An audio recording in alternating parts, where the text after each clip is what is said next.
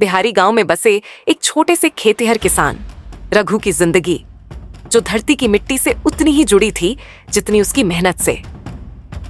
रघु का नाम सुनते ही लोग उसकी ईमानदारी और मेहनत की मिसालें देने लगते थे, लेकिन किस्मत ने हमेशा उसकी मेहनत का मजाक उड़ाया था। इस बार भी वह अपने खेत में खड़ा था, आसमान की तरफ देखते हुए जहां बादल घिरने का नाम ही नहीं ले रहे थे। उसकी सूखी जमीन को पानी की आस थी और वह अपने परिवार को भरपेट खाना देने की उम्मीद में डूबा हुआ था। रघु की पत्नी गौरी घर के आंगन में बैठी कपड़े सिल रही थी, लेकिन उसकी निगाहें लगातार रघु पर टिकी थीं। उसे पता था कि इस साल की फसल उनकी जिंदगी का आखिरी सहारा है। उनके 2 छोटे बच्चे मुन्ना और पिंकी अपने छोटे से आंगन में खेल रहे थे, बेफिक्र, जैसे उन्हें इस दुनिया की कोई फिक्र ही ना हो। लेकिन रघु और गौरी जानते थे कि अगर फसल बर्बाद हुई तो उनके बच्चों का पेट कैसे भरेगा। अचानक गांव के मुखिया जी का आदमी नन्हा दौड़ता हुआ रघु के खेत पर पहुंचा। उसके चेहरे पर घबराहट साफ दिखाई दे रही थी।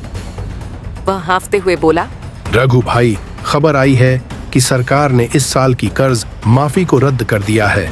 जितने किसान कर्ज में हैं, सबको ब्याज समेत चुकाना होगा। रघु के पांव तले जमीन खिसक गई। उसकी सारी मेहनत और उम्मीदें मानो किसी अंधेरी खाई में गिरने लगीं। वह कुछ बोलने की हालत में नहीं था। उसकी आंखों के सामने कर्ज की यादें ताजा हो गईं। सालों से वह कर्ज के जाल में फंसा हुआ था और इस साल फसल अच्छी होने की उम्मीद में उसने साहूकार से और पैसा उधार लिया था। अब यह खबर उसकी जिंदगी को नर्क बना सकती थी। रात का अंधेरा गहराने लगा। रघु अपने आंगन में बैठा चुपचाप आसमान की ओर देख रहा था। तभी एक अजीब सी आवाज आई, एक आवाज जो उसने पहले कभी नहीं सुनी थी। गांव के पुराने पीपल के पेड़ के पास कुछ हलचल हुई। रघु चौंक गया। इतनी रात को कौन वहां हो सकता है? वह धीरे धीरे उस पेड़ की ओर बढ़ा। अंधेरे में उसे किसी की परछाई दिखाई दी। उसका दिल जोर जोर से धड़कने लगा। परछाई धीमी आवाज में कुछ बुदबुदा रही थी, जैसे किसी से बात कर रही हो। रघु के कदम ठिठक गए, लेकिन उसने हिम्मत जुटाई और आगे बढ़ा। जैसे ही वह पेड़ के पास पहुंचा, परछाई अचानक गायब हो गई। रघु का शरीर पसीने से तरबतर हो गया। वह समझ नहीं पा रहा था कि जो उसने देखा वह सच था या उसकी आंखों का धोखा। अगली सुबह गांव में एक और खबर फैली। मुखिया जी की तबीयत अचानक बिगड़ गई थी और उनकी हालत बेहद गंभीर थी।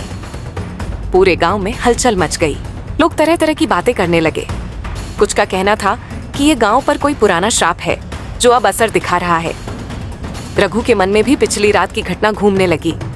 वह सोचने लगा, क्या जो मैंने देखा था वह इस श्राप का संकेत था? रघु का ध्यान फिर से अपने खेत पर चला गया। वह समझ नहीं पा रहा था कि क्या करना है। फसल अब भी पानी के बिना सूख रही थी। तभी अचानक उसके खेत के एक कोने से मिट्टी की हल्की दरारें खुलने लगीं। रघु ने ध्यान से देखा, कुछ तो गड़बड़ थी। दरारें बड़ी होती गईं और कुछ ही पलों में एक बड़ा गड्ढा वहां बन गया। रघु चौंक गया और उस ओर भागा। जैसे ही उसने गड्ढे के पास जाकर देखा, उसे कुछ चमकता हुआ दिखाई दिया। गड्ढे के अंदर एक धातु का बड़ा बक्सा छिपा हुआ था। रघु ने जल्दी से बक्से को बाहर निकाला और उसे खोलने की कोशिश की। बक्सा काफी पुराना और जंग लगा हुआ था। उसके अंदर क्या हो सकता है? क्या यह कोई खजाना है जिसे देख उसकी गरीबी खत्म हो जाएगी? लेकिन तभी उसके मन में दूसरा ख्याल आया, क्या यह बक्सा मुखिया जी के बीमार होने और उस परछाई से जुड़ा है जिसे उसने रात में देखा था? रघु ने बक्से को घर ले जाने का फैसला किया। घर पहुंचकर उसने गौरी को यह सब बताया। गौरी भी बक्से को देखकर हैरान थी। दोनों ने मिलकर बक्से को खोला। अंदर सोने की कई मुद्राएं और कुछ पुराने कागजात थे। मुद्राओं की चमक ने दोनों की आंखों में आशा जगा दी, लेकिन कागजात पढ़ने पर उनकी खुशी सन्नाटे में बदल गई। ये कागजात मुखिया जी के पूर्वजों के थे, जिनमें जमीन और संपत्ति की जानकारी थी। ये वही जमीन थी जिस पर रघु का खेत था। रघु और गौरी दोनों समझ गए कि यह बक्सा उनकी जिंदगी का सबसे बड़ा रहस्य था। ये खजाना उनके लिए नहीं, बल्कि मुखिया जी के परिवार के लिए था। लेकिन अब सवाल था, क्या वे इसे मुखिया जी को लौटा दें या इसे अपने पास रखकर अपनी गरीबी मिटाए। रघु ने अपने दिल पर हाथ रखा और कहा, गौरी, यह धन हमारा नहीं है, हमें इसे वापस करना चाहिए, चाहे हमारी कितनी भी मुश्किलें क्यों ना हों। गौरी भी सहमत थी, लेकिन उसने कहा, रघु, अगर तुम यह धन वापस करोगे तो हमें शायद हमेशा के लिए भूखा रहना पड़े। रघु ने एक पल के लिए सोचा, लेकिन उसकी ईमानदारी ने उसे यह फैसला लेने नहीं दिया। वह अगले दिन मुखिया जी के घर पहुंचा और बक्सा उनके सामने रख दिया। मुखिया जी, जो अब तक बिस्तर पर थे, यह देखकर चौंक गए। उन्होंने रघु को गले लगाया और कहा, तुमने आज मेरी जान बचाई है। यह बक्सा मेरे परिवार की संपत्ति है, लेकिन तुमने इसे वापस लाकर अपनी सच्चाई और ईमानदारी की मिसाल दी है। मुखिया जी ने रघु को उसकी पूरी जमीन का मालिक बना दिया और उसके सारे कर्ज माफ कर दिए। रघु की आंखों में आंसू थे, लेकिन इस बार ये आंसू खुशी के थे। वह सोच रहा था कि ईमानदारी और मेहनत हमेशा रंग लाती है, चाहे कितनी ही मुश्किलें क्यों ना हो। रघु की जिंदगी में अब सब कुछ बदल गया था।